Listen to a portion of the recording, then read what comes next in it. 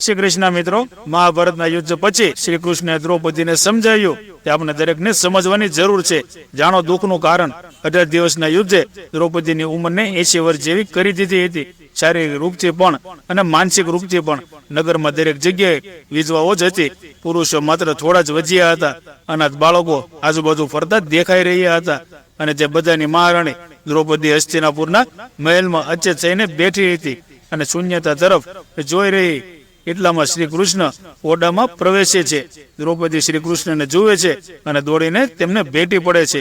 શ્રી કૃષ્ણ તેના માથા પર હાથ મૂકે છે અને તેને રડવા દે છે. થોડી વાર પછી તેને પોતાનાથી અલગ કરે છે.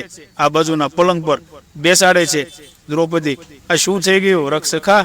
આવું તો મેં વિચાર્યું નહોતું. શ્રી કૃષ્ણ નીત બહુ ક્રૂર હોય છે. પાંચાલી, તે આપણા વિચારો પ્રમાણે ચાલતી નથી. તે આપણા કર્મોને પરિણામોમાં રૂપાંતરિત કરે છે. જો તું વેર માંગતી હતી ને, ખરેખરમાં તું સફળ થઈ.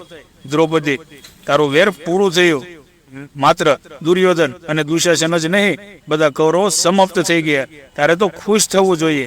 દ્રૌપદી, સખા, તમે મારા ઘા સાજા કરવા આવ્યા છો કે તેના પર મીઠું છાંટવા?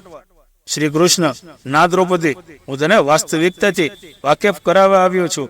આપણે આપણા કર્મોનું પરિણામ દૂર સુધી જોઈ શકતા નથી, અને જ્યારે તે આપણી સામે હોય છે તો આપણા હાથમાં કશું રહેતું નથી. દ્રૌપદી, તો શું આ યુદ્ધ માટે હું જ સંપૂર્ણપણે જવાબદાર છું? શ્રી કૃષ્ણ, ના દ્રૌપદી, તું પોતાને આટલી મહત્વપૂર્ણ ના સમજ. પરંતુ જો તું તારા કર્મોમાં થોડી દૂરદર્શિતા રાખત તો તને આટલું કષ્ટ ના મળ્યું હોત. દ્રૌપદી, હું શું કરી શકતી હતી? શ્રી કૃષ્ણ કહે, તું ઘણું બધું કરી શકતી હતી. ત્યારે તારો સ્વયંવર થયો ત્યારે તે કર્ણને અપમાનિત ન કર્યો હોત અને તેને સ્પર્ધામાં ભાગ લેવાની તક આપી હોત તો કદાચ આજે પરિણામ કંઈક અલગ હોત. કે પછી જ્યારે કુંતીએ તેને 5 પતિઓની પત્ની બનવાનો આદેશ આપ્યો ત્યારે તો તેનો અસ્વીકાર કર્યો હોત તો પણ પરિણામ કંઈક અલગ હોત. અને તે પછી તે પોતાના મહેલમાં દુર્યોધનનું અપમાન કર્યું કે આંધળાનો પુત્ર આંધળો જ હોય છે.